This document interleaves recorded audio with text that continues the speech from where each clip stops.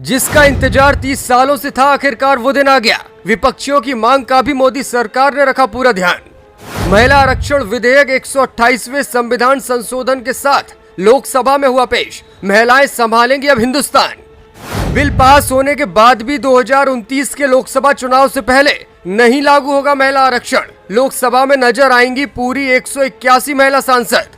अखिलेश, लालू और माया की मांग को भी मोदी ने किया पूरा। नई संसद में पहले ही दिन मिल गया बड़ा तोहफा।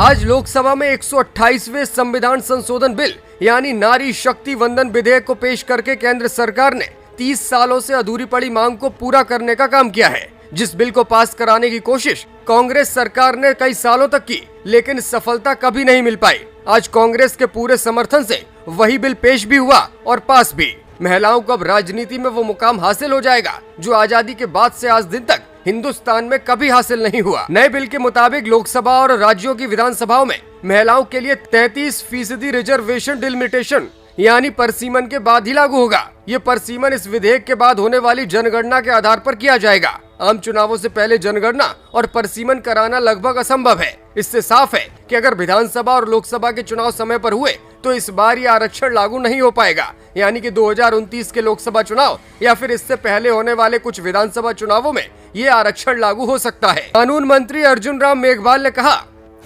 हम ऐतिहासिक बिल लाने जा रहे हैं। अभी लोकसभा में 82 महिला सांसद हैं। इस बिल के पास होने के बाद 181 महिला सांसद हो जाएंगी। यह आरक्षण सीधे चुने हुए जाने वाले जनप्रतिनिधियों के लिए लागू होगा, यानी ये राज्यसभा और राज्यों की विधान परिषदों पर लागू नहीं होगा। लोकसभा की कार्यवाही फिलहाल अगले दिन के लिए स्थगित कर दी गई है, लेकिन इस बिल का पास होना तय है। महिला आरक्षण के मुद्दे पर कांग्रेस ने भी पूरा श्रेय लिया। हालांकि कांग्रेस नेता अधीर रंजन चौधरी के बयान पर नई लोकसभा में हंगामा भी हुआ। उन्होंने कहा था कि मनमोहन सिंह की सरकार के दौरान ये बिल लाया गया था और ये बिल अभी मौजूद है। इस पर गृह मंत्री अमित शाह ने कहा कि हम नया बिल लेकर आए हैं, आप अपनी जानकारी दुरुस्त करने की कोशिश करिए। इसके बाद विपक्षी सांसदों ने बिल की कॉपी को लेकर भी हंगामा किया। उनका कहना था कि उन्हें बिल की कॉपी दी ही नहीं गई, तो सरकार ने इसका जवाब देते हुए कहा कि अब सारा काम डिजिटल होगा, बिल को अपलोड कर दिया गया है। इससे पहले पीएम मोदी ने नई संसद में अपने खास भाषण में कहा कि कौन कहां बैठेगा ये उसका आचरण तय करता है। अभी चुनाव दूर है और जितना वक्त हमारे पास बचा है,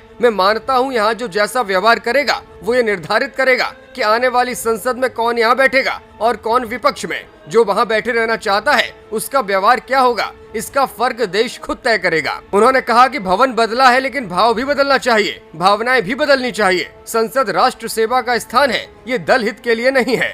कल 18 तारीख को ही कैबिनेट में महिला आरक्षण विधेयक को मंजूरी दी गई और आज 19 सितंबर को ये तारीख इसीलिए इतिहास में अमरत्व को प्राप्त करने जा रही है। आज महिलाएं हर क्षेत्र में तेजी से आगे बढ़ रही हैं, नेतृत्व कर रही हैं। इसीलिए आवश्यक था कि नीति निर्धारण में हमारी माँ बहनें, हमारी नारी शक्ति अधिकतम योगदान दे।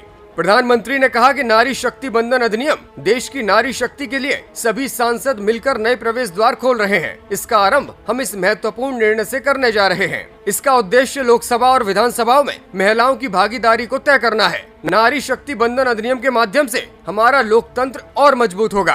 आपको बता दें कि संसद में महिलाओं के आरक्षण का प्रस्ताव करीब 3 दशक से पेंडिंग है। ये मुद्दा पहली बार 1974 में महिलाओं की स्थिति का आकलन करने वाली समिति ने उठाया था। 2010 में मनमोहन सरकार ने राज्यसभा में महिलाओं के लिए 33% आरक्षण बिल को बहुमत से पारित भी कराया था। तब समाजवादी पार्टी और राष्ट्रीय जनता दल ने बिल का विरोध करते हुए तत्कालीन सरकार से समर्थन वापस लेने की धमकी दे दी थी। इन पार्टियों की मांग थी कि महिला आरक्षण को सामान्य आरक्षण से अलग तय किया जाए, यानी कि लोकसभा में सांसदों की संख्या को बढ़ाया जाए। मोदी सरकार भी अब इसी नीति पर आगे बढ़ी है और सांसदों की संख्या को नई जनगणना के बाद बढ़ाया जाएगा। ब्यूरो रिपोर्ट, मीडिया हलचल।